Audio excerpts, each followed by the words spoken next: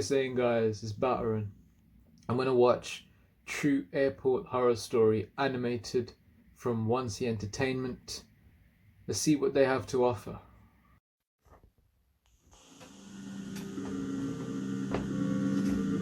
It was the spring of 2017. I was flying out to Chicago for a job interview. It was around 11 p.m., and I was sitting in my gate at the San Francisco International Airport. A storm was raging outside, rain pouring down the windows as everyone was bundled up on the seats and keeping to themselves. I was just scanning the rows of people in seats sleeping, on laptops or phones, and wearing earbuds before I noticed this one guy. He was sitting in the farthest corner of the gate by the corridor, with no one else sitting around him. He was not on his phone or wearing headphones like everyone else.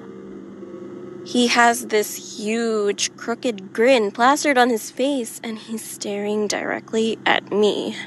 He looked pretty average in terms of looks and what he was wearing. But that grin was so creepy, it was beginning to make me shit bricks. Naturally, I turned away and pretended I hadn't seen him. But the fact that he was staring at me made me continuously turn to eye him back without realizing. Eventually, they called our gate and I boarded the plane. I took my seat in the business class right by the window and went on my phone, checking Instagram and texting friends. I did not see the creepy man boarding. An hour later, we were up in the sky. Sometime through the flight, I got up to use the bathroom, and as I was finishing up in there, someone knocked on the door.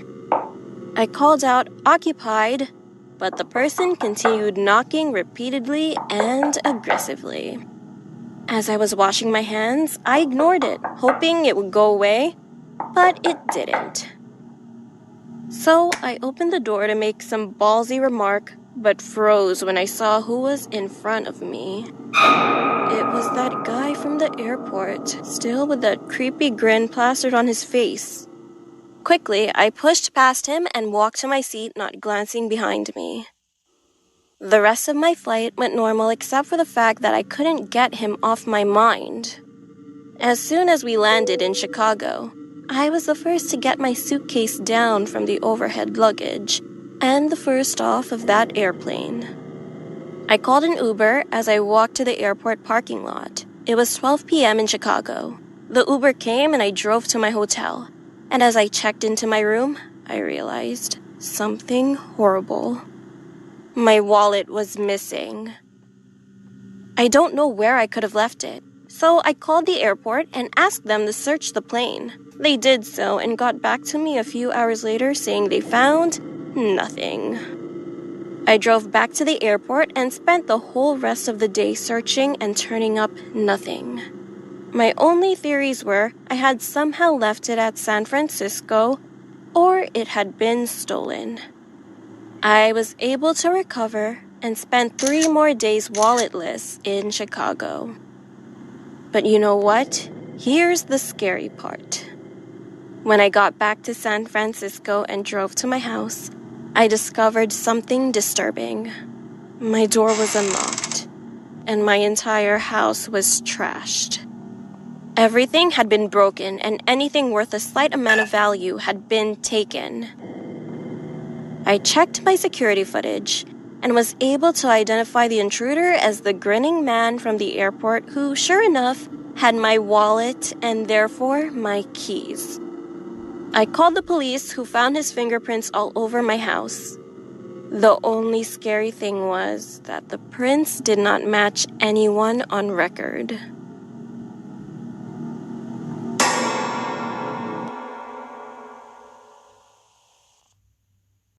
know what the worst thing is? I just watched Joker today as well. I just watched Joker just before I uploaded this video. Just before I started filming this video, basically. And he laughs a lot, and this guy grins a lot. So it's very similar, and it's just a weird coincidence how I chose to react to this video on this day straight after watching Joker. Like, I haven't watched any animated horrors in a while as well, and today I do. I don't know. It's a bit weird, but that is really creepy. Really creepy. She will be paranoid, and she won't ever forget this moment in of her life. She'll never forget it. And I don't know how she spent her time in Chicago without her wallet. Well, there is mobile payments. She could use a credit card on her phone to buy stuff, maybe. She could probably call her bank and ask her if she can use she can block her card on the wallet so no one else can use it, and she can just use it on her phone. That's what I would do. And that is so creepy for her. Plus, she's a girl. Girls would freak out even more than guys. So yeah, I feel sorry for her. And I don't understand why he trashed her house. There must be a reason for it. There must be some conflict between her and him, or he's just like that. He's a psychopath like that, like Joker. And he's just mentally disturbed. Joker was a good movie though, not gonna lie. It was actually a really good movie. But that's for another video, maybe. This guy's actually just reminding me of Joker. That grin, just that grin on his face. And I want to know why he's doing this. Why would he follow her, stalk her, steal? And he was on the flight with her to Chicago. So how did he manage to go back? Well, he must have gone straight back to San Francisco or wherever she came from, and just trashed her house for no reason. Like, why? Oh, probably he followed her. But why would he follow her on the plane? It makes sense if he just stole her keys to her house just before she got on the plane. But he actually got on with her on the plane.